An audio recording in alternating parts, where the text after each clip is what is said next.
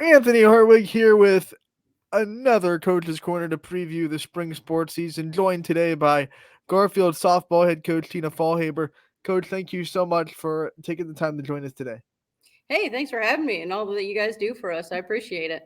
You got it. We're excited for another softball season, and we want to start with just getting introduced to your roster this year, some of the returning faces that you're going to have on the field, and also some new faces that Garfield fans should really be aware of this season. Well, returning Letterman, that list is a little bit small for us, unfortunately, but they're small but mighty. We got senior Kendall Hahn coming back in. She is a center fielder, a slapper, bunter, power hitter, speedy on the bases. She's a great team leader too. She's one of our captains. Our other captain, returning Letterman, is Lizzie Moore. She's our pitcher. She pitched every inning on the mound last year, so it's nice to have her back and have that behind us. And then behind the dish this year, Colby Fresh. She played first base last year and lettered as a freshman, but now she's transitioning for us behind the plate. So it'll be interesting to see how those guys all lead on the field and off the field. Yeah, behind the plate is definitely one spot that you lost a really big talent. But one thing that your girls basketball team in the winter showed us is doesn't matter how much a Garfield team loses, they're always ready to come back and be just as good as they were a season ago. Who are some of those new faces and the new players that are stepping up into roles this year that you think are really going to keep this program where it's supposed to be and the standard that it has already set for itself? Yeah, we have quite a few that can't wait to get on the field. Some fellow players that were around, they were in the mix last year, but maybe didn't get as much starting time because we had five seniors graduate last year. So we have Juliana Genovese, who is a pitcher and an infielder. She would catch too if I let her, but yeah, she's a pretty good all around player. So last year she had an injury, so I'm excited to see her out there. We have seniors in the outfield. Allie Renowitz and Caitlin Thompson is back with us. We have CC Porter, who is another senior who's going to help out. We have Desiree Mackey. Sorry, Des. Sorry, Des. She's a pitcher for us too, and she plays a little infield, outfield. So it's good to have senior leadership on the field, and they can't wait to start. They're ready to go. What I notice is that you already labeled a couple of pitchers to go along with the one that you're bringing back from last year that, like you said, pitched almost every inning for you guys last season. What's it going to be like? We know that pitching all controls the tempo. Everything in softball starts in the circle.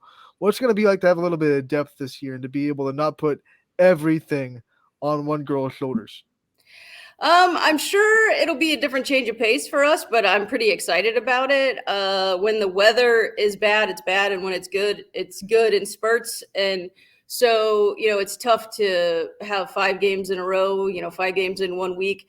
So we have a nice mix. We have some pitchers who throw hard, and that's their standby. And then we got some junk ball pitchers, and we got some people who just like to move the ball around and get ground outs. And I'm really happy and excited to see how that works for us instead of just having to power on one girl's shoulders the whole time.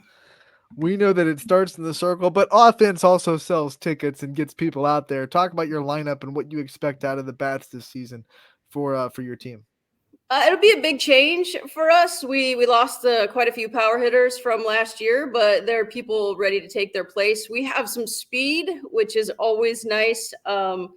We have some really versatile girls who've been working hard in the gym, who will hit long, but also drop down a bunt and speed to first. So it's a little bit more versatile this year. I think a little bit more speed in the mix, and that'll be different for us. But they make solid contact. They put the ball in play, and that's all I can ask from them.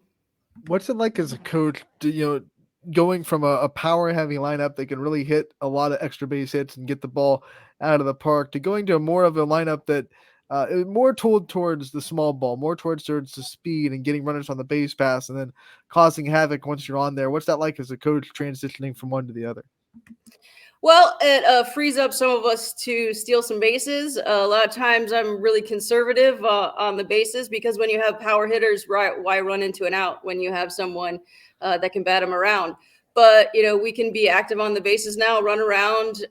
We can mix it up a little bit with girls who have versatility. They still hit the ball down and hard. It might not be going over the fence, but base hit to base hit just means that we're on our toes and moving on the base path. So it's a little bit different, but I'm excited to kind of let them loose on the bases and just see them score runs. Are you teasing that Coach Faulhaber might be a little bit more aggressive on the base pass this year? I think I say that every year, so maybe this year it'll actually happen. Some of my past players probably would argue that it's not ever going to happen, but maybe this year, maybe we might just green light a whole bunch of them and see what happens. Obviously with green lights, you have to trust players to kind of know their own position and know their skill set, know the game situations. How much do you teach this team softball IQ and try to instill situational awareness and things like that to this team so you can give as many players as possible the green light to make that own decision? I think it's a balance between knowledge beforehand and just awareness of the play that's happening. We go over lots of situations, runners here, runners there, where you at, who's up, what kind of person is at bat behind you, what's their speed. We go over those things quite a lot, but the intent is so that when it's game time, you have some confidence of your own. So you don't have to worry about someone telling you what to do. You know when to go, when to stay, when to tag up, when to go for that extra base. We talk to so many players throughout the season. We hear their softball journey. I'm interested to hear your softball journey for people that are new to you and new to this program, and maybe a first-time listener to our coaches' corners. What's your softball journey? Where does your history in the sport go, and what makes you love it so much? Well, my journey would have to go way back. I think I joked with you guys before when I started out, there was a rover. That was my position. I was about 2 foot nothing, and I think 5 years old. And there used to be a rover position that was kind of like the shortstop, but it was between first and second. So that's where all my play began out in the farm leagues. And then I played for high school. When I started here, they just so happened to need a JV coach. And that's where it all began. I've coached here for 20 years or so. We had the COVID year, unfortunately, and took it 1 year off in there. But for the most part, I've been here in and year out. And it's just I've got the sport under my skin. There growing up in Deerfield, there wasn't a whole lot to do. There probably still isn't a whole lot to do. Uh, but the kids around me, we could play softball, we could play baseball, we could hit the ball back and forth, play catch for hours at a time. And I just love the way that the game has progressed, and to see professional softball teams and the college World Series being so popular. So I'm as excited about it as now as I ever been. I am sure with the success you've been able to have with this program, some other opportunities might have come to your doorstep, or maybe they haven't, but maybe they will. What makes this place so special and coaching at Garfield so special, and especially this level of softball so special to coach? We have had an amazing group of girls since I've been here. Garrettsville is a softball community. It's a softball town. They start when they're wee, and they play town ball, they play travel ball, they play winter ball, they play fall ball, and they love it. And it's got great support from the parents. We have a great coaching staff, even though it changes from time to time. It is spring sports in Ohio, and girls or women move on, or coaches move on, but I've been lucky to get great staff. We get great support. So all around, it's just kind of nice to come in and know that you're going to work with great people, and that probably they're going to work hard enough to give you a lot of success. Last season, we had to deal with probably the worst weather spring that we've had in quite some time. What did that kind of teach you about, not just the sport, but not taking the sport for granted, and trying to get games in when you can? And what are you taking away from last season and some of the adversity that every softball program had to deal with in Northeast Ohio? It's not original, but don't sweat the small stuff. There's so much that's out of our control. We can't control the weather at all. And it's spring in Ohio. Who knows what it's going to be? So you just kind of have to control what you can control and let the other stuff roll off of you. You got to try to keep it fun for yourself and for the girls. We mix it up, because being in the gym day after day is a little rough. So, maybe we watch some some college games. Maybe we have some fun, playing around, being active, getting conditioning, but doing some fun stuff. Maybe we introduce some new drills, just anything to keep their spirits up and to let them know that, hey, we are going to eventually play. And when we play, it's going to be day after day after day. So be ready for it. Do you think the program has gotten better at that not sweating the small stuff mentality because of last year? Do you think that's going to be something that they really are good at in game this year? If maybe, the other team gets a hit or maybe the other team scores a run, hey, let's not sweat the small stuff. Let's get right back onto the field. I think so. I think one, these kids have had a lot of adversity in the world and in softball. So I think that we're kind of adjusting a little better to some of the negativity, picking each other up. They have a lot of good leaders out there that aren't the hard nosed disciplinarian kind of players that are going to get mad at you because you made a mistake. They're going to be the first ones to pick you up, pick your head up and let you know it's going to be okay. And at the end of the day, it's a ball game, right? It's supposed to be fun. So, I mean, I think winning is pretty fun, but it's supposed to be fun. So that's the key right there. Just keeping it positive, keeping it light, reminding them we do this for fun. I jumped right over talking about your schedule, so I'm going to dial it back a little bit, talk about the teams you play. We'll start with the league. Obviously, this MVAC has a couple of programs in it that are very proud programs with a lot of tradition in Champion and Crestview and Brookfield. What's it like playing in this MVAC grade tier for the second year now? And what's it going to be like kind of navigating this conference? It's a challenge. Some we knew it would be a challenge, but every league, has their people, their teams at the top. So we knew coming in, seeing Champion, seeing Newton Falls, that this was going to be some quality level play. And last year we lost, I think, a record amount of games by one run. So losing isn't great, but knowing that you're right there in the mix, I think we can build off of that for this year and know that, okay, we just need to push a little further. We deserve to be in the mix with these teams in this league. We just got to step it up a little bit more. What about the non-conference? Obviously, you have a big MVAC slate. It doesn't give a lot of room for non-conference games, so when you have them, you have to make the most of them.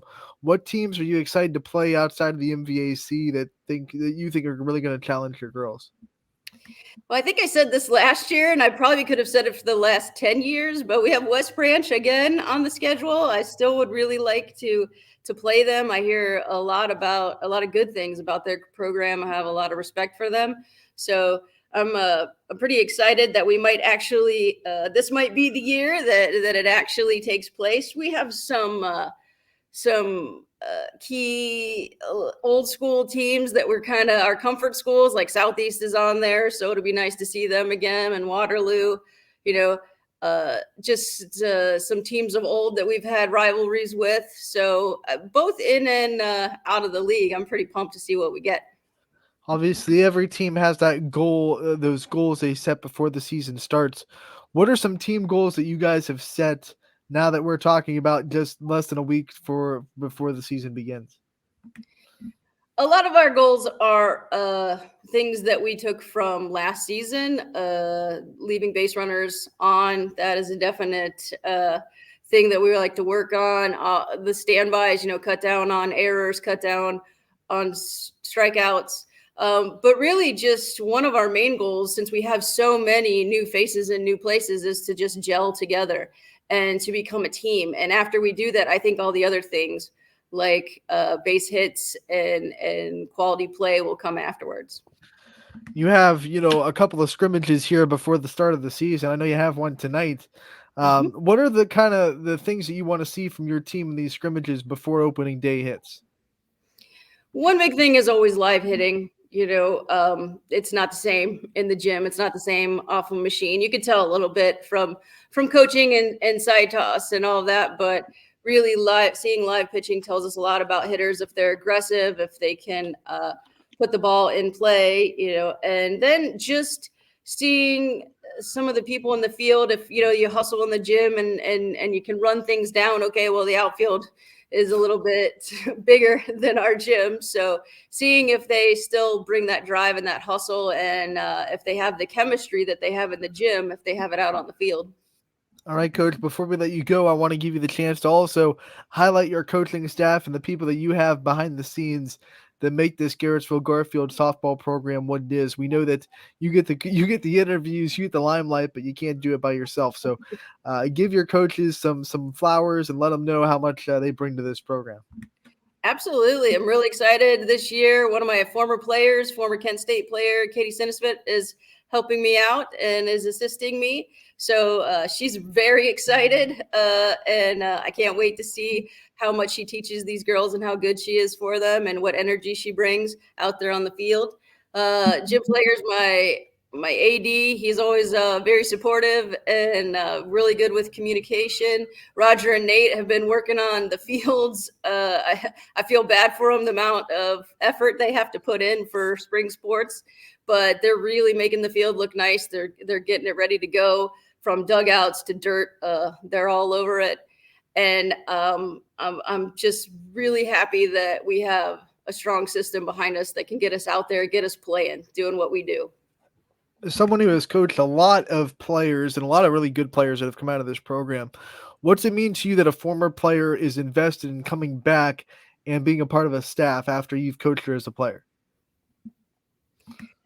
I can't think of a better compliment, right? Because you see that the love for softball is still in them, right? So you must be doing something right. They want to come back. They want to work with you. They want to work with your girls. They're excited about coaching. They're excited about teaching.